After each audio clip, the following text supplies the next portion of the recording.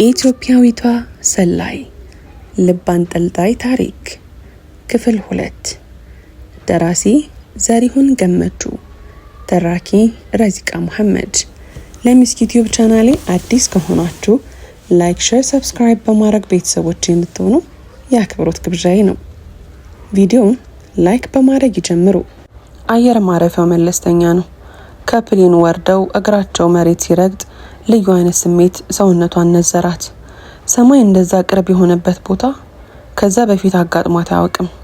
ሰማይ ትክክለኛ የምድር ክዳን የሚመስለው በተትጎለጎለ ነጭ የባዘቶ ጥጥ በሚመስል ደመና ተሸፍኖ በቅርብ ርቀት ከሚገኙ ተራሮች ጋር ሄዶ የሚገጥም ነው የሚመስለው። ደግሞ ፀሐዩ በሁለት ተራሮች መካከል ሾልካ ልታመልጥ በሶምሶማ ሩጫ ወደ ማረፊያዋ እየተጓዘች ነው የምትመስለው። በዛ ላይ ከምትጠልቀው ፀሐይ የሚወጣው ነጸብራቅ ከተማዋን ከበባት። የውሃ አካል ላይ ሲያርፍ የሆነ ልብን ስውር የሚያደርግ ቀለማማ ጨረር ያንጸባርቅና በአካባቢው ያለውን የሰው ልጅ ሁሉ በአድናቆት አጅብ እንዲል ያስገድዳል። ይህ ሁሉ መገረምና መደነቅ ግን ለኑሃሚ እንጂ ለዳግላስ አልነበረም። እሱ በአካባቢውም ሆነ በዙሪያው እየሆነ ላለው ነገር ብዙም ቁብ ያለው አይመስልም። ከዛ ይልቅ እኔ ማን ነኝ በሚለው የማንነት ጥያቄ ራሱን ያጨናነቀ ነው። የአየር ማረፊያውን ግቢ ለቀው ከመውጣታቸው በፊት ስልኳን ከኪሷ አወጣችና ኢንተርኔት ከፍታ ስለ ከተማዋ ጥቂት ለማወቅ ጉግል ማድረግ ጀመረች። ከጉግል ያገኘችው ውጤት ከተማዋን በፍጥነት እንድታያት የሚያጓጓና የሚያስደንቅ ሆኖ ነው ያገኘችው። ኢኮይቶስ ከሌሎች ከተሞች ጋር ምንም አይነት የመሬት ግንኙነት የሌላት 200,000 ነዋሪዎች በላይ የሚኖሩባት በዓለም ላይ ሙሉ በሙሉ በውሃ ተከባ የምትገኝ ትልቋ ከተማ መሆኗ አስገርሟታል። ማንም ሰው ወደዚች ውብ ከተማ ውበቷን ለማየት መምጣት ከፈለገ ያለው ምርጫ 2 ብቻ ነው። አንድም እነሱ እንዳደረጉት በአየር ትራንስፖርት መጠቀም አለበት። ካልሆነ ደግሞ በውሃ ትራንስፖርቶች ማለትም በባህላዊና ዘመናዊ ጀልባዎች መጠቀም ይግድ ይለዋል። ከተማዋ በ19ኛው ክፍለ ዘመን ማደግ የጀመረችው የጎማ ምርት ማምረት በጀመሩ እንግሊዛውያን አማካኝነት ወደ እድገት ጎዳና የተመነደገች እንደሆነች ይነገራል። የጎማ ፋብሪካዎች የነበራቸው ባለሀብቶች አሁንም ለከተማዋ የላይኛው መደብ ነዋሪዎችና ቅንጡ መኖሪያ ቤቶች ባለቤቶች ናቸው። ኢኩቶስ ከተማና ያጠራት የውሃ አካላት በጀልባ ተሻግረው ቀጥታ የአማዞን ጥቅጥቅ ደን ውስጥ መግባት መቻሉም ሌላኛው ከተማዋን ድንቅና በቱሪስቶች ተመራጭ እንዲያደርጋት ሆናለች። በጫካ ውስጥ ደግሞ ጥንታዊ ነዋሪ የሆኑ ነገዶች እስከ ጥብቅ ባህላቸው ማግኘትና መደመም እንደሚቻል መረዳት ችላለች። ተያይዞ የአየር መንገዱን ማረፊያ ለቀው መውጣት ጀመሩ። ኑሃሚ የመጀመሪያ እቅዷ እሱን ወደሚፈልገው ሆቴል በታክሲ አሳፍራ በመሸኘት እሷ ደግሞ ወደ ሌላ ሆቴል መሄድ ነበር። ያልገባት ሰውየው እያጭበረብራት ቢሆንስ? በማታውቀውና በእንግድነት በመጣችበት የባዕድ ምድር የሆነ ነገር ቢያደርጋትስ? ፍራቻ የጎበኘው ጥርጣሬ በአእምሯ ተሰነቀረ። ግን መልሳቶች በምን ምክንያት እኔን ታርጌት ያደርጋል ስትል አሰበች። እቅዷን ቀየረችና ምርጫውን ለራሱ አቀረበችለት። አሁን ሳስታወስክ ማለቴ ዳግላስ ማን ነው? መልሳ ጠየቀችው። ምንም ያስታወስኩት ነገር የለም። አስቸገርኩሽ አይደል አላት። አትሳቀቅ፣ ሁሉ ነገር ይስተካከላል። አሁን ወደ ከተማ እንሂድና ሆቴል ፈልገን አረፍ እንበል እና ከዛ የሚሆነውን አብረን እናያለን አለችው። ፈገግ ብሎ ከልቡ እንደሆነ በሚያረጋግጥ ጠንከር ባለ ቃል አመሰግናለሁ አላት። በዚህ ጊዜ የአየር ማረፊያውን ሙሉ በሙሉ ለቀው ወጣው ነበር። ወደ ከተማው መሀል እንግዶች የሚጓዙ ታክሲዎችና 2 ሰው የሚያሳፍሩ ባለሞተር ባጃጆች በየቦታቸው ተሰልፈው ሲጠብቁ ተመለከቱ። ምክንያት ባይኖራትም እየጎተተች ወደ ባለ 3 ጎማዎች ሞተር ሳይክል ይዛው ሄደች። ጥሩ የተባለ ሆቴል ውሰደን አለችው። ስለ ዋጋው ለፈለፈላት፣ አልገባትም። እሷ የምታወራው በእንግሊዝኛ እሱ የሚመልስላት በስፓኒሽ ሆነና መግባባቱ ቀላል አልሆነላቸውም። ያው ፔሩ ብሔራዊ ቋንቋ ስፓኒሽ እንደሆነ በሊማ ባሳለፈችው 1 ወር ስለተረዳች ብዙ አልገረማትም። ዝም ብላ ሻንጧን አስቀድማ ገባች። ዳግላስም ተከተላት። ወደ ከተማው እየዘለቁ ሲሄዱ ደስ የሚል ስሜት እየተሰማት መጣ። ስለዚች ኢኮቶስ የተባለች ጥንታዊ ከተማ ከኢንተርኔት በወሰደች መረጃ መነሻነት የመንገዷን ግራና ቀኝ የተመለከተች ደስ የሚለውንና ያልተበከለውን ንጹህ አየሯን እየማገች እየተጓዘች ነው። መኪናው የከተማው መሃል ወሰደና ጣላቸው።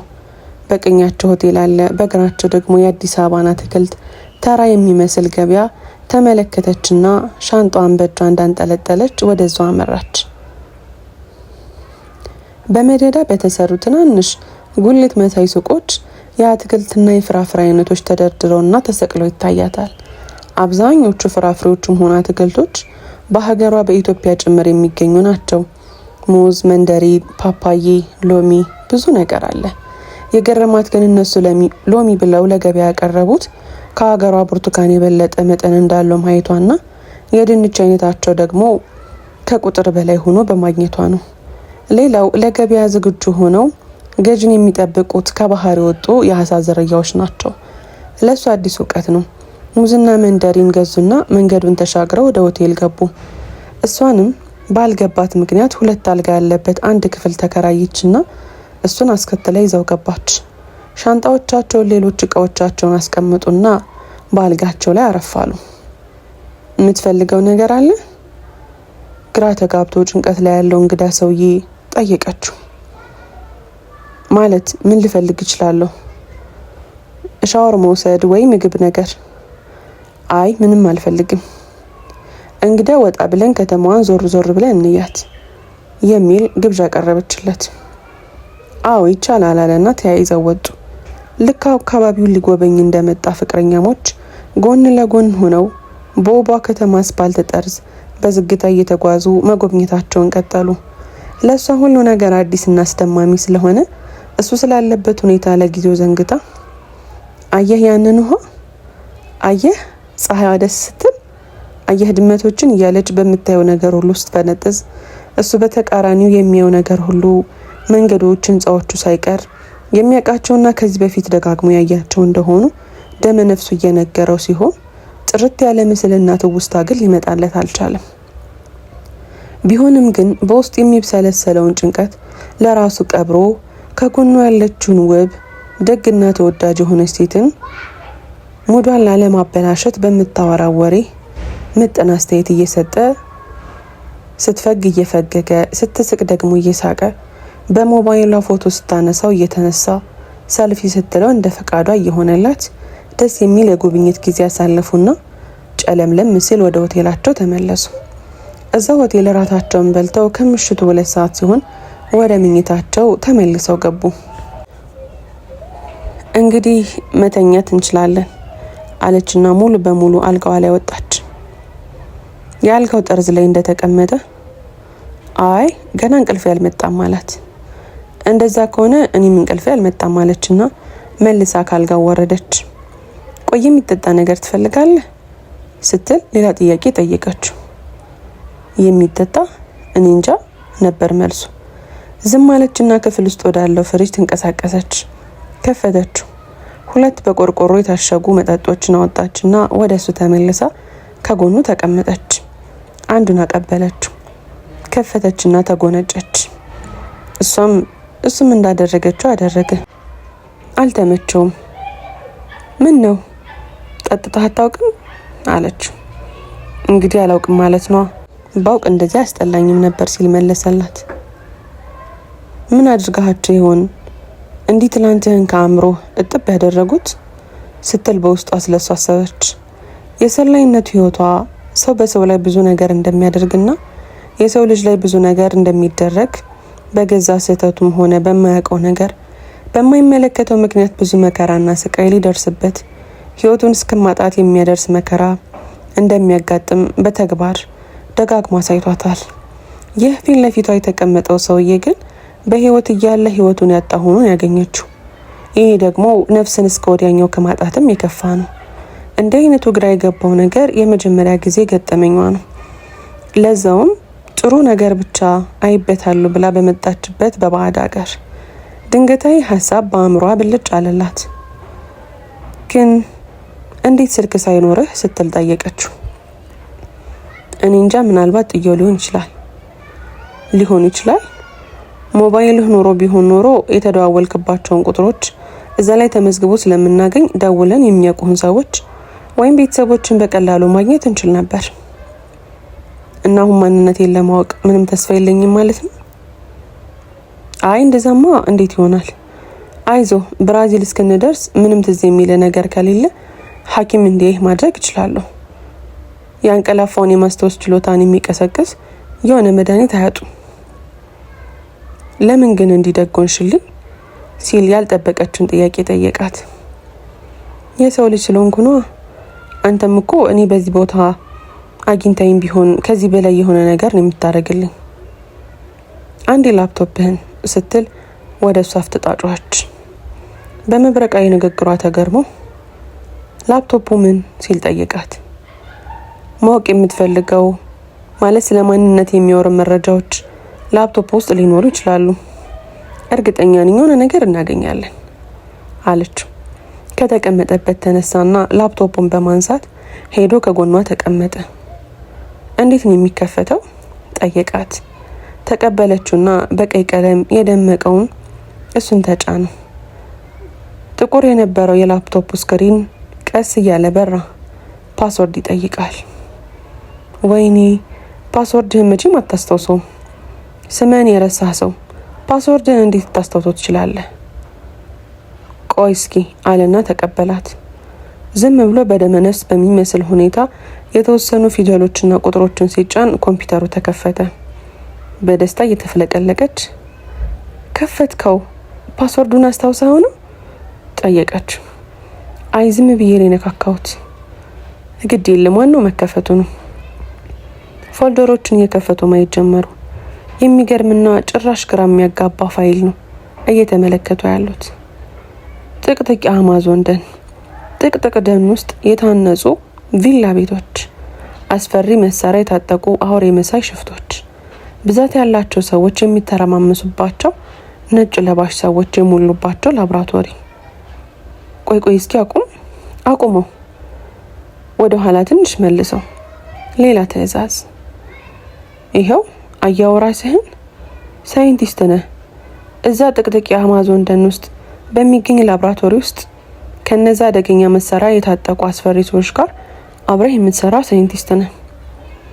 እንደዛ ትበል እንጂ እዚህ ሱራ ቁጭ ብሎ ማንነቱን ማወቅ እንኳን አቅቶት ልክ እንደደነበረ አውሬ መግቢያ አጥቶ የሚቁለጨለጨውን ምስኪንና አሳዛኝ ሰው ከሽፍቶችና ገዳዮች ጋር አገናኝቶ ማሰብ ምንም ሊዋጥላት አልቻለም። ቢሆንም በህይወት አይሆንም ተብሎ ድምዳሜ የሚደረስባቸው ነገሮች በኋላ ሆነው ሲገኙ ብዙ ጊዜ ስለታዘበች የሚሆነውን ለማየት ወሰነች። ምንድነው የምሰራው? ጠየቃት።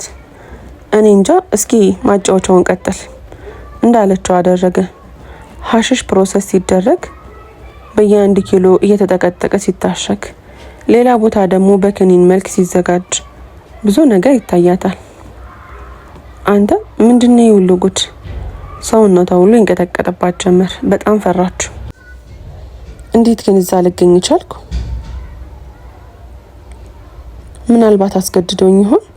ማለት በመሳሪያ አስፈራርተውኝና አግተውኝ አሰበች። ምናልባት ሊሆን ይችላል። ግን እንደዛ ከሆነ ፔሩ ምን ትሰራ ነበር?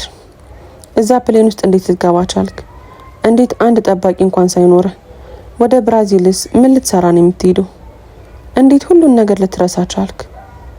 ጥያቄዎችን አጅጎደጎደችበት። ለዚህ ሁሉ ጥያቄዎችሽ መልስ ኖሮኝ ቢመልስልሽ በጣም ደስ ይለኝ ነበር አለና ላፕቶፑን ከጎኑ አስቀምጦ ተነሳ። ወደ ቦርሳው ሄደና ከወለል ላይ አንስቶ አልጋው ላይ አስቀመጠው። ከዛ ከፈተው። ከላይ ጃኬት አለው። አወጣና አስቀመጠው። ከዛ የተወሰኑ መጽሐፎች አሉበት። ከዛ የሚያስደነግጥ ነገር አየ። ሙሉ ዶላር ነው። በድንጋጤና በመገረም አፏን ከፍታ አንተ ይሁሉ ምንድነው ስትል ጠይቀችው። እኔ እንጃ። አንተ ከኔ እንጃ በስተቀር ሌላ መልስ የለም እንዴ? በብስጭት አፈጠጠችበት። እኔ እንጃ የለኝም መሰለኝ። ቆይ እስኪ ሌላ ነገር የለውም አለችና የኪሱን ዚፕ ከፈተችው። ውስጡን ፈተሸች። በትናንሽ ላስቲኮች የታሸገ ነጭ ዱቄት አወጣችና አልጋው ላይ ዘረገፈችው። አየህ፣ ይሄ ሁሉ ኮኪን እንዴት ፕሌን ውስጥ ይዘገባ? እንዴት ፍተሻውን አለፍክ? አንተ ማን ነህ? ይመስለኛል አንተ እዛ ላብራቶሪ ውስጥ ታግተ ሳይሆን ራስ በፍቃደኝነት የነሱ አንድ አባል ወይም ቅጥረኛ ሆነ እየሰራህ ነው። የዛ የኮካይን ማምረቻ ማቀነባበሪያ ላብ ውስጥ ወሳኙ ሰው ልትሆን ትችላለህ። ደሊማ ወጣ ያልከውም ምናልባት ዘና ልትልና ከከተማዋ ቆነጃጅቶች ጋር ልትዝናና ፈልገህ ሊሆን ይችላል። ምናልባትም ደግሞ ከተረካቢዎች ጋር የስራ ድርድር ለማድረግም ወክለውም ሊሆን ይችላል። አሁን ስራህን ጨርሰህ ወይም ተንኮልን አጠናቀህ ወደ ምሽግ እየተመለስክ ሊሆን ይችላል። ወደ ብራዚል እየተጓዝክ ያለህበት ዋናው ምክንያት ምናልባት ይሄ ላብራቶሪህና ምሽጋቸው የሚገኘው የብራዚል ጥቅጥቅ ደን ውስጥ ስለሆነም ሊሆን ይችላል። ምናልባት ሁሉም ነገር አውቀህ እኔን ለሆነ ተልእኮ መጠቀሚያ ልታደርገኝ አስበህ ሊሆን ይችላል ስትል ጥርጣሬዋን ሁሉ ያለምንም ይሉኝታና ፍራቻ ዘረገፈችለት። አልገባኝም። እኔ ያልሽው ሁሉ ሆንኩ ይልበል። አንቺ ምን ትጠቀሚያለሽ? እንደነገርሽኝ ከሆነ ባህር አቋርጠሽ ከአፍሪካ ምድር የመጣሽ ነሽ። ስለ አካባቢውም ሆነ ስለዚህ ስራ ምንም አይነት እውቀት ያለሽ አይመስለኝም። እና ምን ትጠቀሚያለሽ ነው? ወይስ ስለ አሽሽ ምርትና ዓለም አቀፍ ስርጭት የምታውቂው ነገር አለ? ሲል ያላሰበችውን ሞጋሽ ጥያቄ ጠይቃት። በቀላሉ ልትመልስለት አልቻለችም። እኔም የገረመኝና እያስፈራኝ ያለው ይሄ ነው። ታዲያ እንዴት ሆኖ ነው ሁሉን ነገር ላታስታውስ የምትችለው? ምን አይነት መድኃኒት አቅምሰውህ ነው? በቃ በዚህ አይነት ውይይት ምንም ጠቃሚ መረጃ ላይ አንደርስም። አሁን አንቺ ተነሽና ተኚ። እኔ በረንዳ ላይ ልውጣና እዚህ ላፕቶፕ ውስጥ ያለውን ነገር ሁሉ መልሼ በረጋታ ልመልከት እና ነገሮችን እንዴት እንደሆኑ ላስብበት። ከዛ ጧት በጉዳዩ ላይ በድጋሚ እንነጋገራለን። ምናልባት የዛኔ ተጨማሪ ስለራሴ የምነግርሽ ነገር ይኖር ይሆናል። አሰበችና ባቀረበው ሀሳብ ተስማማች።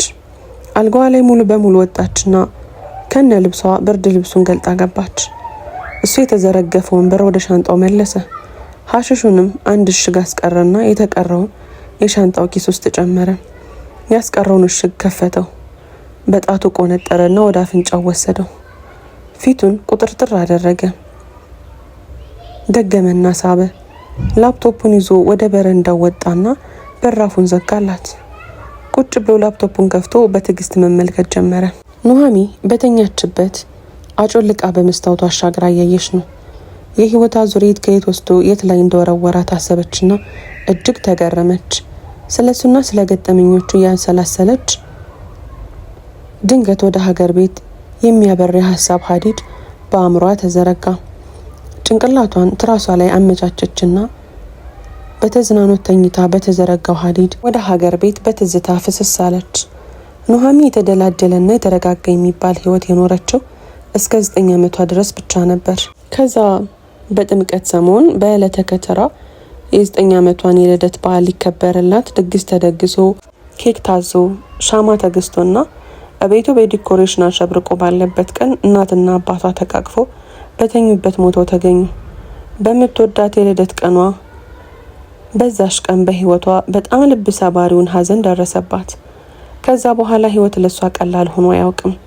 ከዛ በኋላ በአለም ላይ 10 ደቂቃ ታላቋ ከሆነ ከመንትያ ወንድሟ በስተቀር ምንም ነገር አልነበራትም። ከዛ በኋላ አመት በመጣ ቁጥር ሁሉም ሰው በየጎዳናው በዓሉን በደስታ ሲያከብር የወላጆቿን ሬሳ ተከትለው ሙሾ የሚያወርዱ ለቀስተኞች ነው የሚመስሏት። በቃ ከዛ በኋላ ህይወት በአጠቃላይ ሁሉ ነገር አስከፊ፣ ሁሉ ነገር አስጠይ ነበር የሆነባት። ይህ በጥልቀት ሀዘንና ብቸኝነት አጥንት የሚሰነጥቅ ችግር ለሷ ብቻ ሳይሆን ለወንድሟም ጭምር ነበር። ስለ ወንድሟ ትዝ ሲላት ከተጋደመችበት ተስፈንጥራ ተነሳችና ስልኳን በማንሳት ወደ ሀገር ቤት ደወለች። ሄሎ ናኦል፣ እንዴት ነህ? አለሁልሽ እህቴ፣ እንዴት ነሽ? ሁሉም ነገር አሪፍ ነው? ሰላም ነኝ። ዛሬ ከፔሩ አንተ ወደምትወዳት ብራዚል እየበረርኩ ነው። ግን የአየር ጸባዩ ተበላሸና ሳንደርስ አንድ የምታምር ለብራዚል ድንበር ቅርብ የሆነች የፔሩ ከተማ ለማረፍ ተገደድ። ወንድሟ በሰማው ዜና በጣም ደነገጠ። እንዴት? ምን አይነት ቦታ ነው ያረፋችሁት? ፕሌኑ ሰላም ነው? አረ ሁሉም ነገር አሪፍ ነው። እና እንዴት ልትሆኑ ነው? በቃ ምን እንሆናለን? አሁን ቤርጎ ይዤ አረፍ ብዬ ነው የደወልኩልህ። ነገ አየር ጸባዩ ከተሻሻለ እንቀጥላለን። አለበለዚያ የዝግጅቱ አስተባባሪዎች በሚሰጡት ትዕዛዝ መሰረት የምናደርገውን እናያለን። እህቴ ራስሽን ጠብቂ፣ ደግሞ በጣም ናፍቀሽኛል። ጨርሰሽ እስክትመጪ ቸኩያለሁ። 3 ወር እንደዚህ ረጅም መሆኑን አላውቅም ነበር ሲል ተናዘዘላት። ለምን ይዋሻል? ከዚህ በፊት እኮ 3 ዓመት ሙሉ ተለያይተን ነበር። የዛን ጊዜ እኮ እኔ ራሴ ኃይለኛው ከባላይ ነበርኩ። የአዲስ አበባ ዩኒቨርሲቲ ትምህርት አለ። በዛ ላይ በምታውቂው ስራ አለቃችን ምስራቅ ከወዲህ ወዲያ ታሽከረክረኝ ነበር። ከዚህ ሁሉ መዋከብ በተረፈችኝ ብታቂ ጊዜ ብቻ ነበር አንቺ መናፈቅ የምችለው። አሁን ግን ስለ አንቺ ከማሰብ ውጪ ሌላ ምን ስራ አለኝ ሲል ተናዘዘ። ስለናፈቅኩ ደስ ብሎኛል። ቻሉ ከ1 ወር በታች ነው የቀረኝ እና ደግሞ እንዲዞር ስለምናፍቅ ከሆነ ስራ ያለው አታበሳጨኝም ማለት ነው። አራንቺ ብቻ ነው ይልኝ እንጂ ቀና ብዬም አለሽ። ነግሬሃለሁ። አሁን የተናገርከው ነው ሪከርድ አድርጌዋለሁ።